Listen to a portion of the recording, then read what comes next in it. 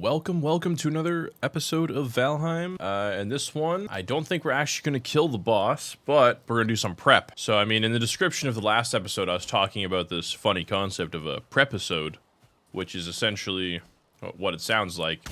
We will pretty much document us going and running into the new biomes, collecting the new resources, doing the new things.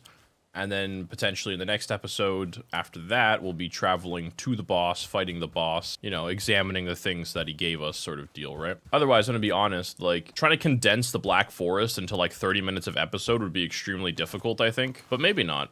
And the reason for that is you spend a lot longer than 30 minutes just in the Black Forest prepping to fight the boss, right?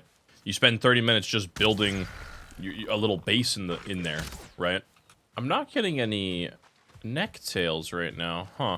So yeah, I mean, ideally we just want to kind of go there, set up a little base, and go ahead and collect the resources to upgrade all of our gear, and then move on to the next.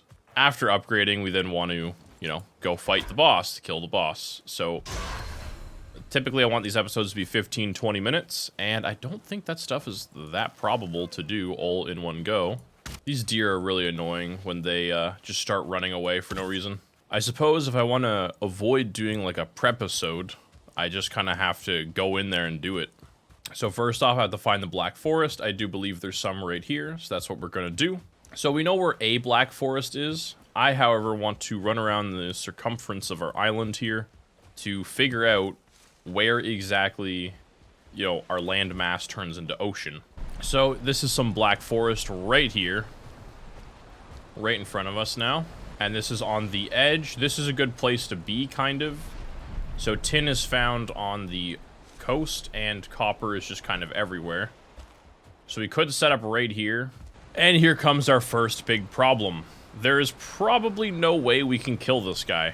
He is very strong, and I think even if I were to parry him, he will still knock me back. I guess using our bow and arrow will help us quite a bit with these guys, because then we don't have to actually get in close, because they're a bit too strong to fight with melee right now.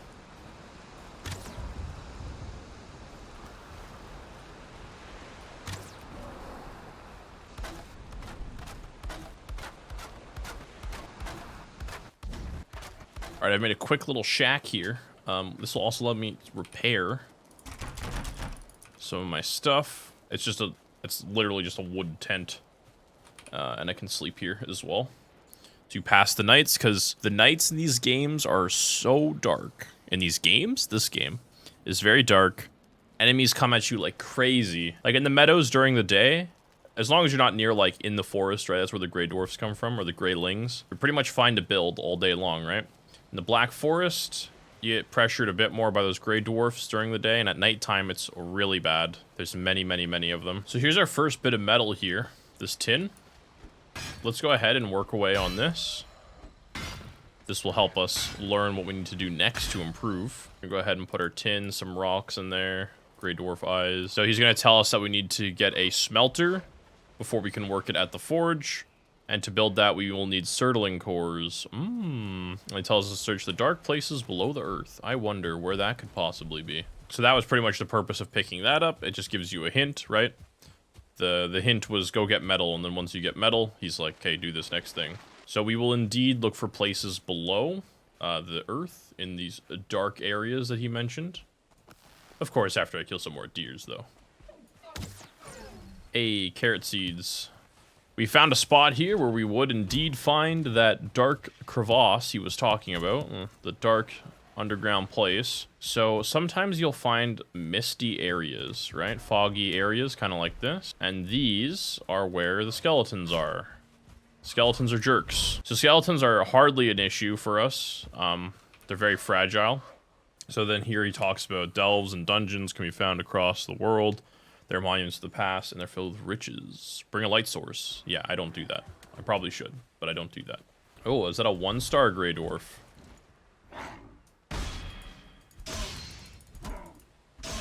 He was still parryable. Okay, so skeletons are specifically very weak to clubs, so I'm going to bring the clubs in. And if we just keep our guard up here, we'll be in good shape. So it is pretty dark in here. I guess I will have to consider using a torch. I can hear them running around there through the wall. I unfortunately do not have like a headlamp or anything. I don't think this makes a good weapon. So this is going to be tough. So the skeletons are spawning on my left. These areas can get very dangerous.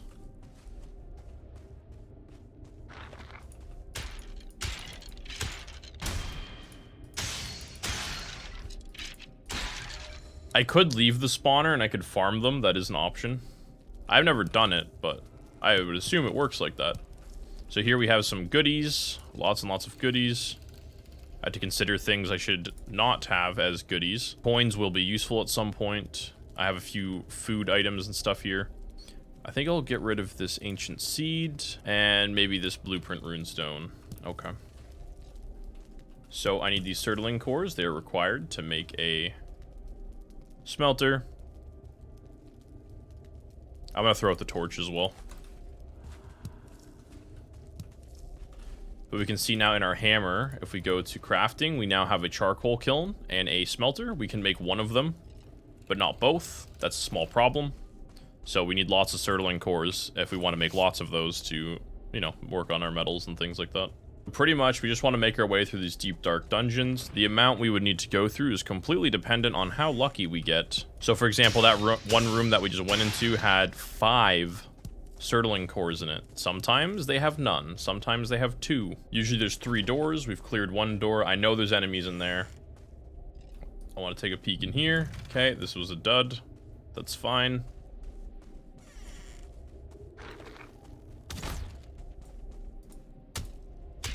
This is very dangerous. I'm in a mild amount of danger. So they can't break doors, thankfully.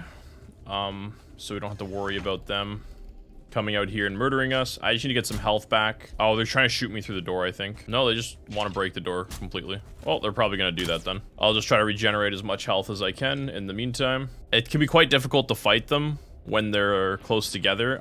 The wall will absorb some of the damage from your swing. So in that scenario there, I can't do my full damage to them because there's so many walls and they're in doorways. Makes it hard to deal with them.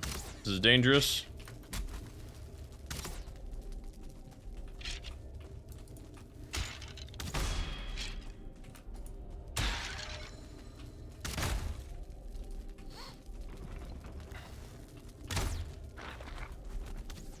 No, they got me. So they can be quite the pain in the butt to fight in circumstances like that.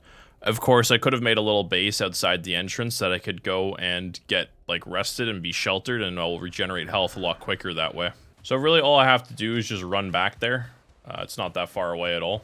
My inventory was very full, and because I have a mod that gives me the 5 extra slots, that means I can't just pick up my inventory in one go. I would need an additional mod for that, which can make picking up your loot a bit more tricky. Gotta move some items back, specifically take my armor and equip it. And then when that's done, I take everything. Whoa, why are the skeletons over there? What? So I pretty much just gotta get my armor and weapons and then try to heal up and then fight them. And then when the opportunity arises, you know, take whatever. It can be a bit difficult, like I said. That is the one bonus of not having these additional slots here. Is because they can kind of ruin the concept of picking up your stuff and then running away. Which you kind of need to do. To run, you click on your tombstone, you pick up everything immediately, and then you just run away. And then you re-equipped in a safe place. Which would be outside the burial chamber, or in that small side room with a door that I could close. I didn't think they were behind me like that. Well, this is difficult. I don't know why he's waiting for me.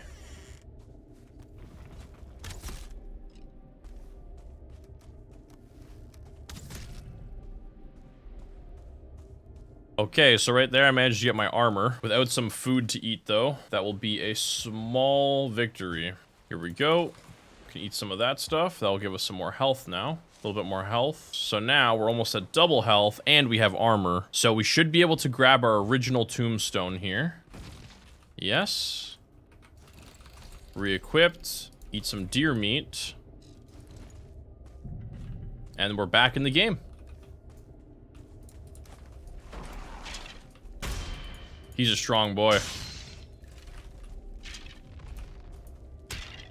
So with him, because I can't parry, I'm choosing to back up before he hits me. Okay, we are safe. We win. We have cleared it, and we stopped dying. Another Stirling Core. And we got some rubies here. Some amber. Rubies are good. I would definitely like to take those rubies. I think I will just trade them out for that. And here's a Vegsevere for the Elder. Now we know where he is. He's shockingly closer than usual, it feels like, but maybe not. They really want you to take like a, you know, like a boat or something over to him. First dungeon cleared. It was extremely painful. Okay, I like to mark these like so, and I call it just completed dungeon, so that if I ever come here again, I know that this one is empty. Nighttime's approaching fast. Let's go back to base. We gotta be super careful. There are some very dangerous enemies in this forest. We got a very healthy amount of bones from that. I found another dungeon. Let's just get in there. Okay, we have enough Stirling Cores to pretty much make everything we want here. So one of the next things I need to do now is get some stones together, as those are used for making the actual kiln and furnace. And then once those are up, I need to collect some wood so that I can use the wood to make the coal. And then the coal pretty much melts the ore into ingots. Said task has been completed, so I will put this there, and then this guy probably like here for now. And that's that done. So left shift E, add wood max. Okay, I also have another way to do this because of a mod I have. So usually you just press E on this and you add items. You can get a mod that lets you put in multiple items at once. Or you can even get a mod, like the one I have, where I can either put the wood in a chest beside it, or I can throw it on the ground. And all of this will fuel each other, so it's automatically picking up, you know, the tin that's in these chests, and it's putting them in, etc. So then he'll explain how to use those, but I mean, I also just explained how to use those, so come on, Hugin. My explanation was way better. Here we go, our first tin ingot is now in our inventory, which is great. We just got to combine that with copper for the best results. So I made a quick minor improvement to the house here. I just added a second side with an open roof for the smoke, of course, and open doorways, because this is just kind of like a shed area. And so over here I can put my smithing stuff, and now this should be protected from the rain. So no longer will I find myself struggling to sleep during the nighttime.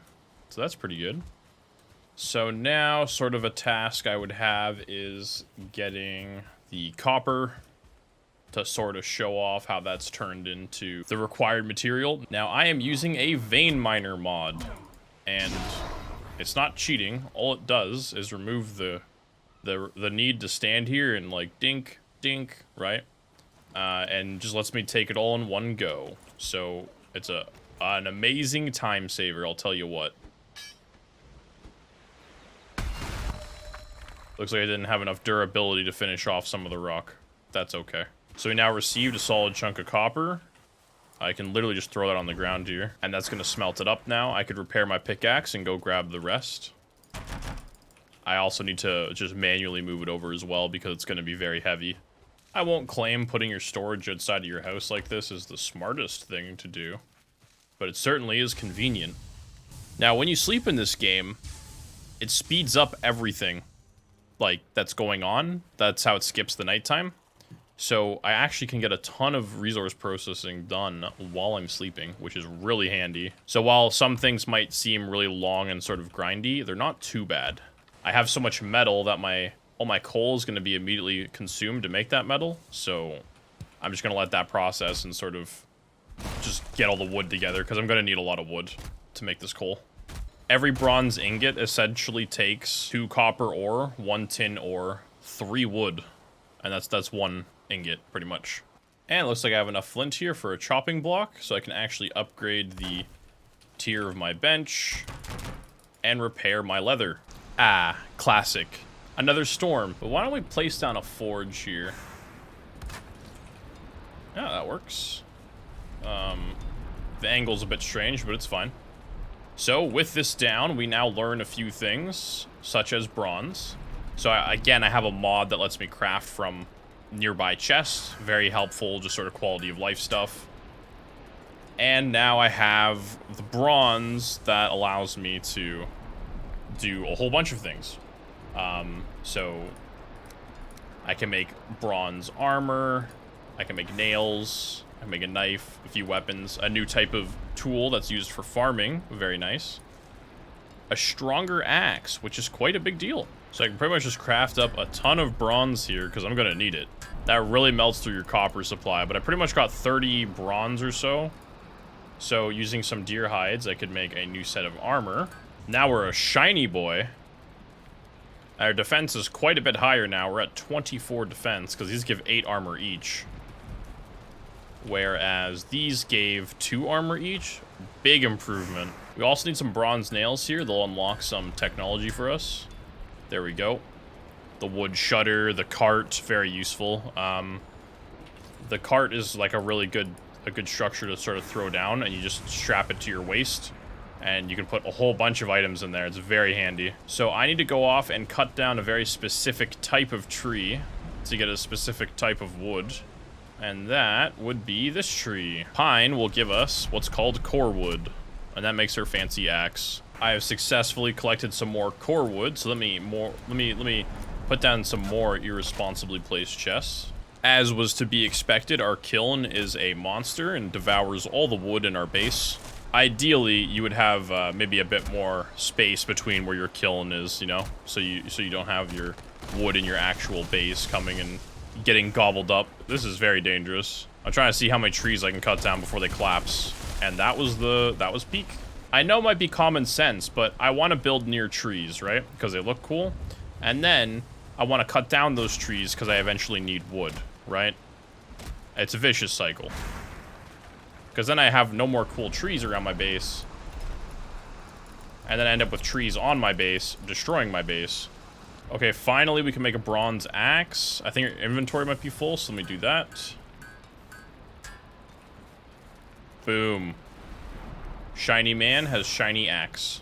It's not actually that shiny. Weird. I threw my axe behind the table. I don't know how to get it now. Break you, and then grab it. There we go. So we got ourselves, you know, bronze pickaxe. Oh, man. Got the actual axe. Now this axe will pack a punch on trees, and I can even take down these birch trees as well as oak trees, because, you know, you need metal for them. And that'll give us a different type of resource. However, we'll be doing that in the next episode, because this one's probably long enough, if I'm being honest. I think we've done it, Chief. I don't think we need to continue. So I'll call it here. We dominated. We absolutely dominated all those skeletons. We didn't die, not even once. No problems. Wasn't mildly infuriating at some points. Nothing. Emotionless conqueror. Yeah, so thanks for watching. And the next episode, we're probably going to go ahead and tackle the Elder. I believe what we'll do is I'll come back, I'll have my armor. You can upgrade the armor as well. That's just collecting more metal. It's nothing special. So I'll, of course, get fully upgraded. And then we're going to get a boat, and we're going to go to the Elder, make a small base, and go mess him up, pretty much. That's the goal. Yeah. So see you then.